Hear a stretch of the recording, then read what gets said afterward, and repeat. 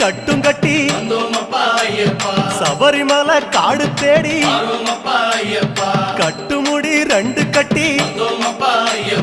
காந்தமலை ஜோதி காண சபரிமலை பயணந்தானப்பா சாமி வழி துணையா வந்து சேரப்பா